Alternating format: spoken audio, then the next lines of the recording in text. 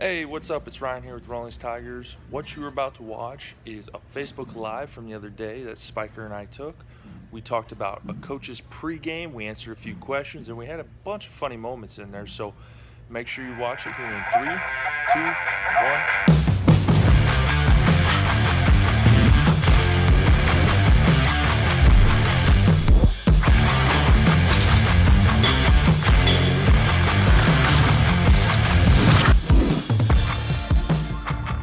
Boom! We are live. I'm Spiker Helms. This is Ryan Romiller. We are national directors for the Rawlings Tigers. And one of the key aspects that I'm involved with is obviously the digital media end and helping out with winter training and also trying to develop more resources for our players and our families. Ryan is also on the player development side.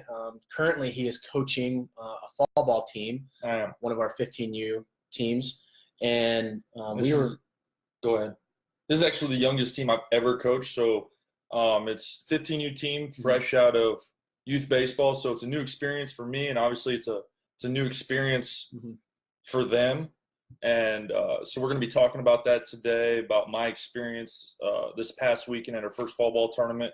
Well, and that's how the conversation started. I went to your 8 a.m. game, and well, the night before, he was working extensivly on the freebie. Well, we didn't know. I didn't sleep. I was up all night. We didn't know it was going to be a freebie. He was designing it, and I was like, "This is awesome. We have to share this."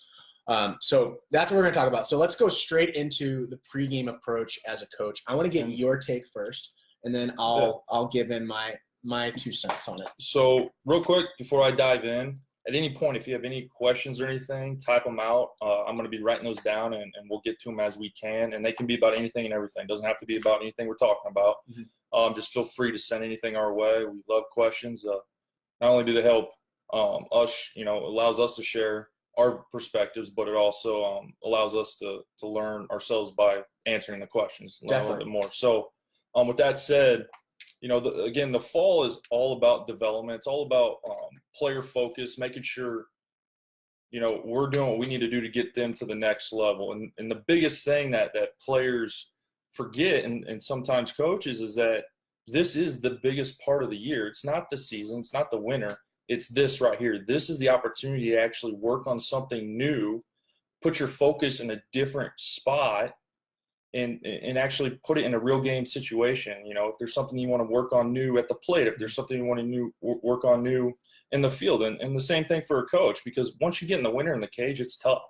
And speaking of that, you can't work on defense a whole lot during the winter. So right now is a great time to really focus on defense. You'll have 4, 5, 6 months to hit in the cage, so really putting your focus on defense. And with that said, leading into my fall ball season this year, 15U, fresh out of youth baseball, I was talking to the players, and I made that known. Our biggest focus will be defense, and I'm not worried about hitting. It's helping them understand the situations and making sure they're able to, get that right mind when they step on the field. And so in order for me to focus on players during the game, I have to be able to check off a few boxes before the game starts in order so I can focus that attention on the players. And one of those is, when I got a 14-man roster this fall and everybody needs to play, I need to make sure I get my pregame stuff done prior to game time so I can focus that attention on the players. I mean, when it comes to, when you were there on Saturday morning, what did you see that really separated or really defined the game for yourself for being the first game out? Well, when you talk about as a coach, that's your controllable. You're able to set the tone for that game. And I see a lot of mistakes with coaches when they get to the ballpark and they don't have their lineup set. And when you don't have your lineup set, it ends up distracting you from the ultimate goal, which is actually player development and the strategy behind the game. And so when he was making it, and I was like, oh my gosh, that's exactly what our coach did when we both played for him. And it was a brilliant idea. What he did was he laid out this whole lineup and the whole schedule for each inning. Now, you can't do this in regular season because there's ebbs and flows, and you're trying to win ball games. But when you're talking about a player development standpoint, you're doing inter squads, you're doing exhibition games. If your mind is completely set on making sure, Jimmy didn't get to shortstop, so I got to make sure Jimmy's there. But Frank is playing first base. He also needs to play right field, but then he has to pitch, and then you're doing this huge merry-go-round, and your mind can only think about one thing at a time. It deceives us because we can multitask, but literally your mind can only work one thing at a time. So when you talk about eliminating and maximizing your time on that field, set your lineup up early. I know I'm kind of taking away his thunder here a little bit. Take it away. Make it rain. Make but it rain right now.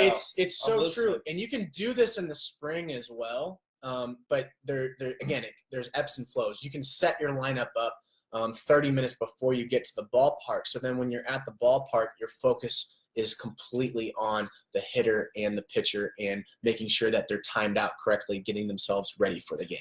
We were in Florida a couple years back, and we went down there for, I think it was a perfect game. Perfect game. The series. And we got lucky enough. They asked us to come down, and we coached a team full of players from all over the country. And it was a similar situation. Everybody had to play because everybody had to be there for, everybody paid to be there, to be honest with you. So everybody had to play. And how do you do that? And they're very talented. Very talented. A lot of those guys, there was a Duke commit. Yeah. There's Ole Miss commit. There's a USC commit on that team. We had a good team. Yeah, that turned out to be a pretty good team. It was a very good team. They were sophomores in high school back then, but nonetheless, what I found us doing a lot was just sitting on the bench trying to figure out who's going where. We had no opportunity to really focus on the game and, really pull players to the side and focus our attention on them. So by spending the time, and it takes a little bit of time and effort, but by spending that time and effort and getting things in place, it allows you as a coach to focus on your players, and that way you can develop them, because these game situations are the most important, absolutely the most important. Things are going to happen in the field, and unfortunately you can practice all night and day, but certain situations you can't practice. You just have to talk about them when they happen in a game. So with that being said, this is what we're gonna do for. This is what we're gonna do. Yep. So first off, the Tigers will be able to grab this document tonight.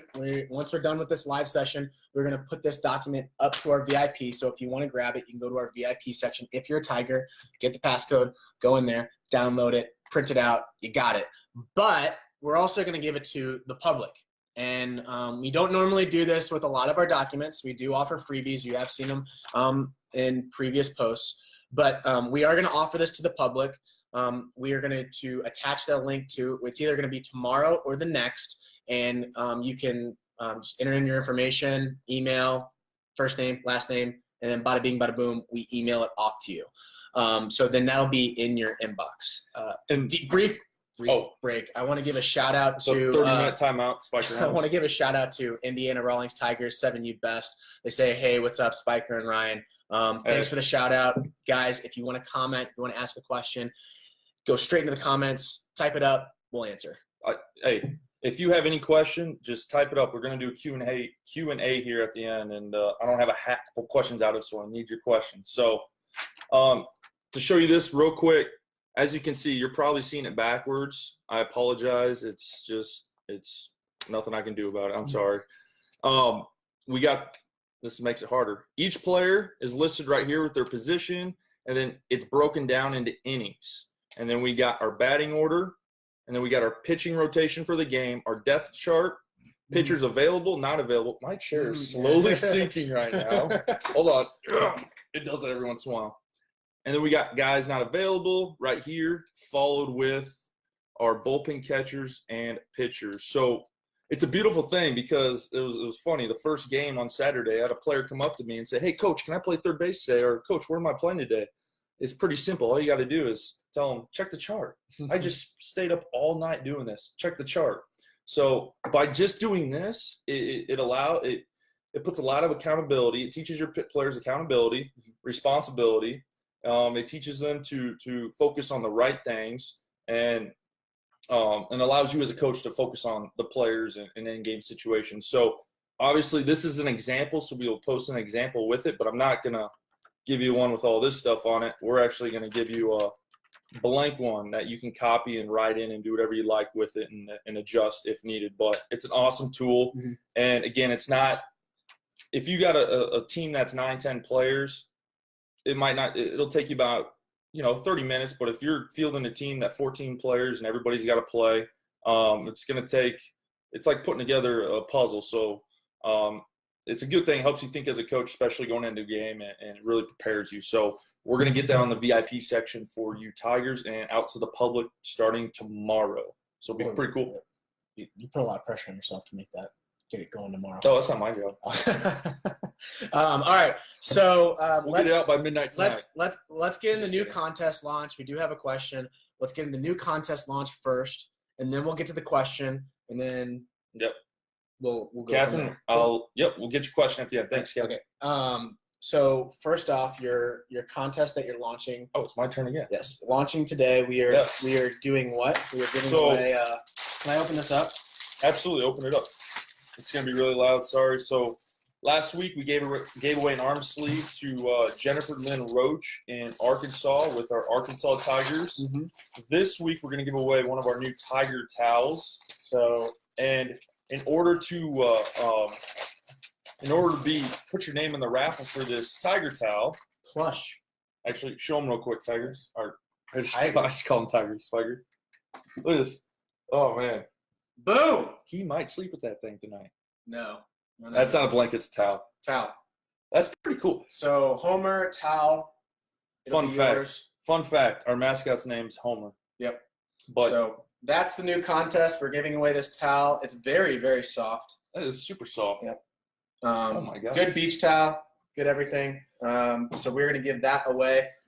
Again, so entries. If you comment, you get entry. Comment. If you share, you get 2 entries. Share. If you write a question, we'll give you another comment. You're giving him 3? Yeah. That's a lot. That's a lot of entries. I want a question. All right. So if you share, 2. If you comment, just a regular comment, that's 1. So if you give a thumbs up, that's 1. Thumbs up. Yep. If you ask a question during this live session, you get 3 entries. Also, last live session, we will count all those shares. So everyone that has shared, you already have 2 entries. And then if you commented, you have 1. So there's that. Any other things that you would like to do for the entries?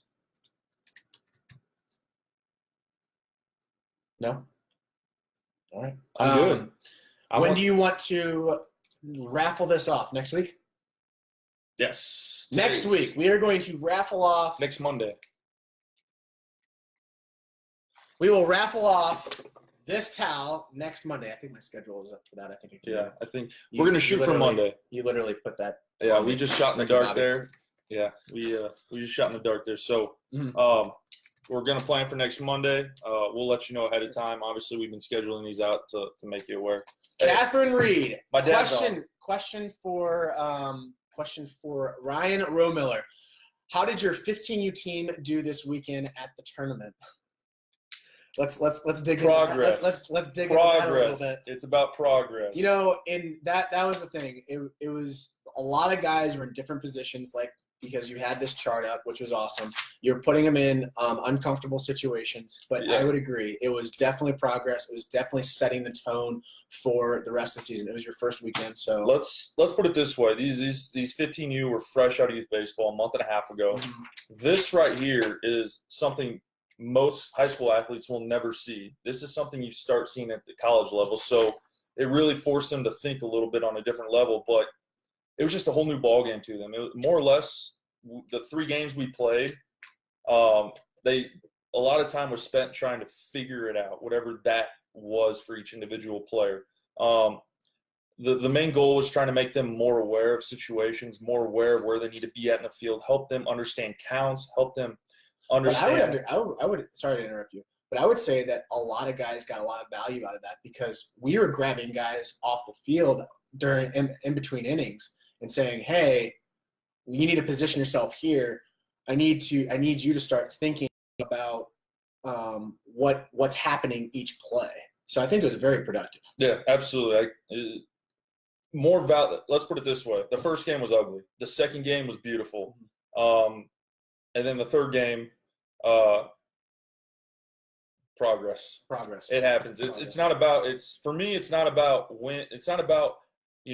progress through a single tournament. It's progress through the entire season. So for the fall, it's 5 weeks straight. I feel like I'm yelling right now. I'm sorry.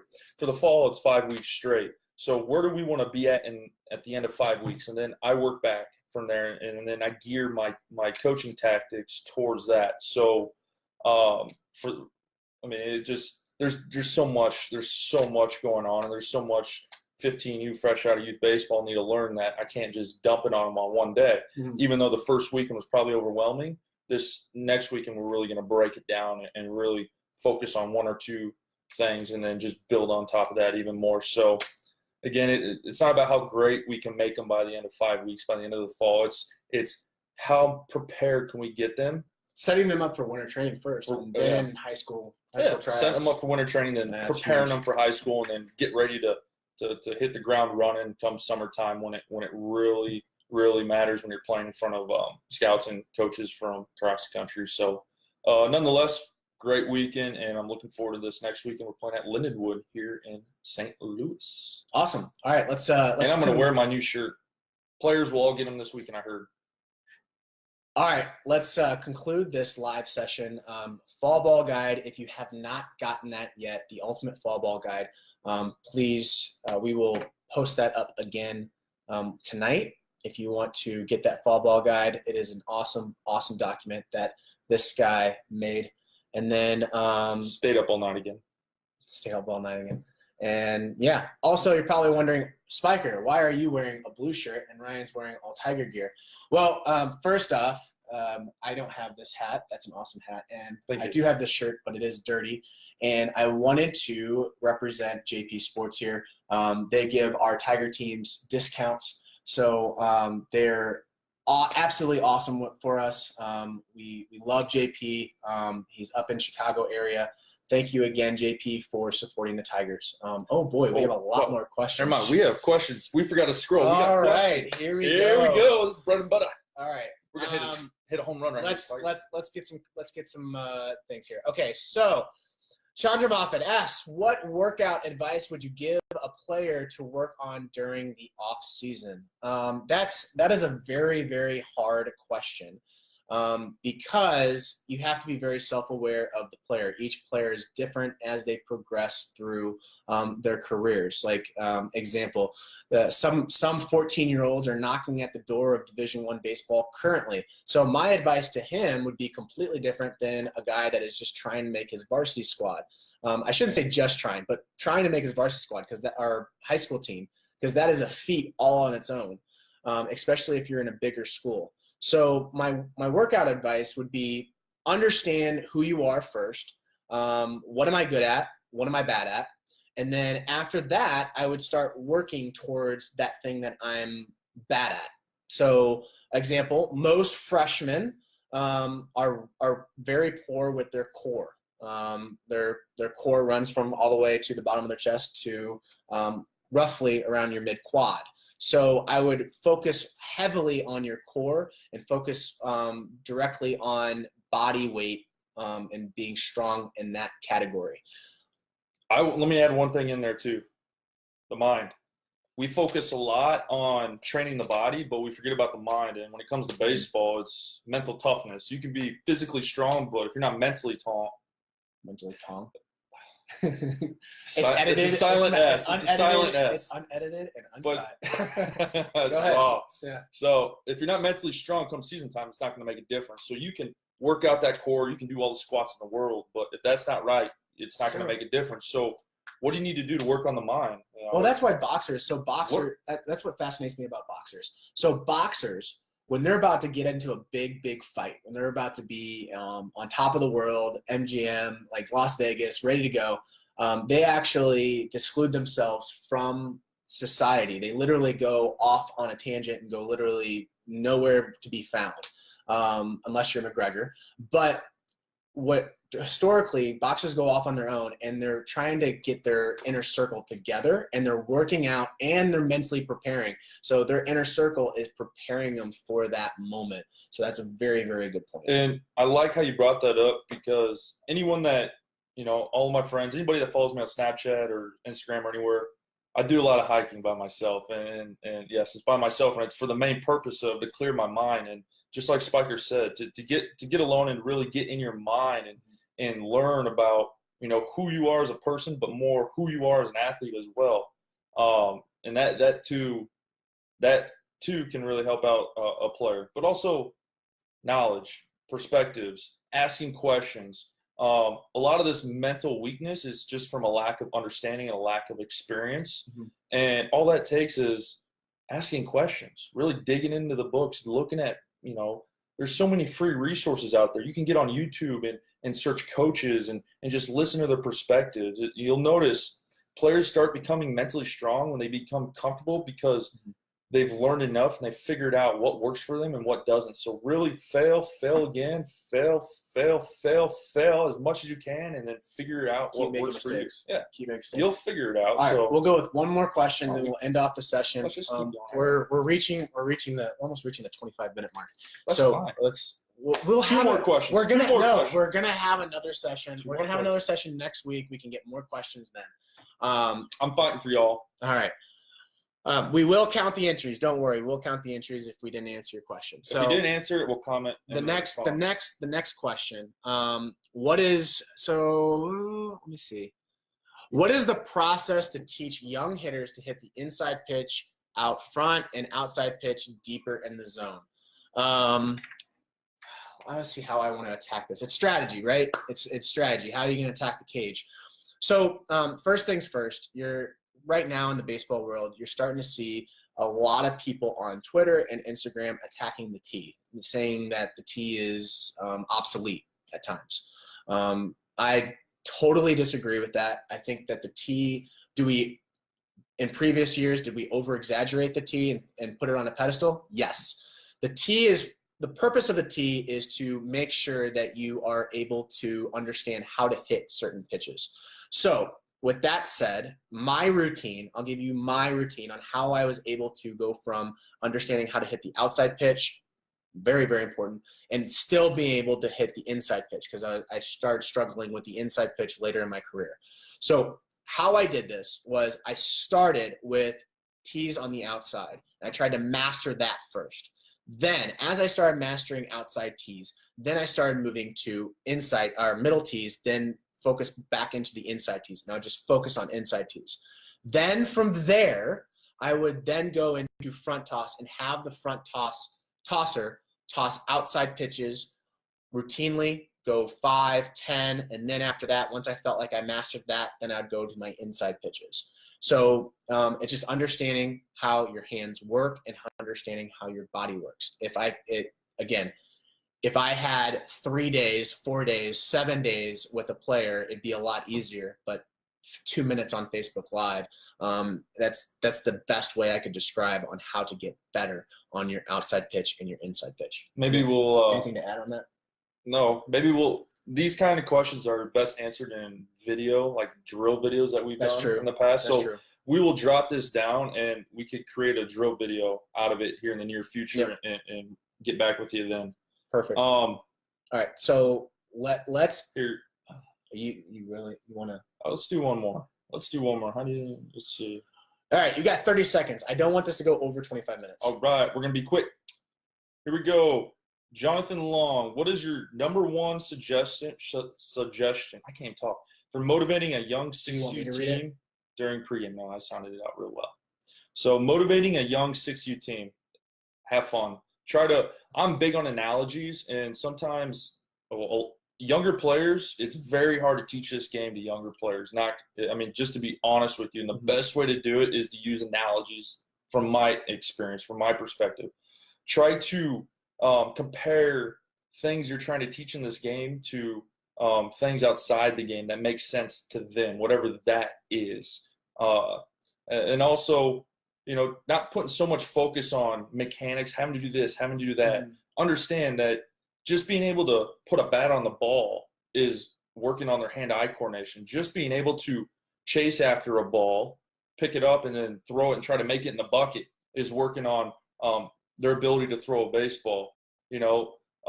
One of my recent experiences was taking my nephew Riker out to the baseball field, who was 4, just turned 4, and this was the youngest I've ever worked with anybody, and it just happened to be my nephew, and it was his first time out, so it was an awesome experience. But the one major thing I learned real quick was you're not going to teach a 4, 5, or 6-year-old how to swing a bat properly, how to throw a ball.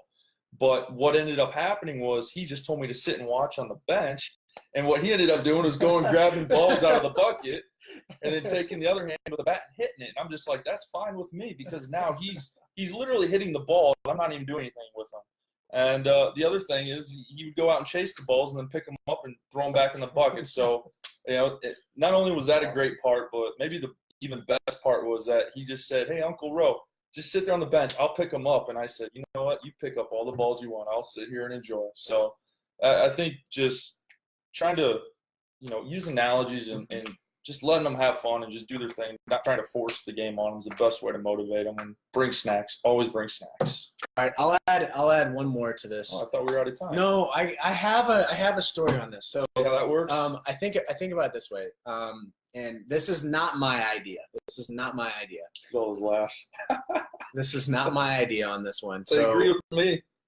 I got a story. It was, how do you learn how to juggle? And majority of people, when they start learning how to juggle, they try to catch. They try to catch first. Well, what happens is you're fear-based. You don't want the balls to drop. Now, if I worry about throwing the ball first and try to perfect the throwing, then I start making more mistakes and start understanding how I actually work with the mechanics.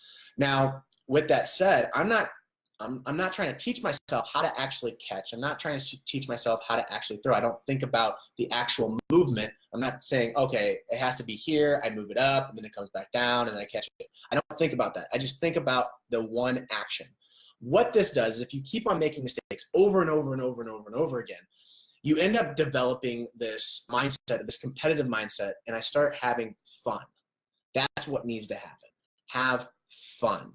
And don't think about the mechanics. Don't turn the back foot. Don't do any of that. You want to have fun. All right. Anyways, conclusion. That's it.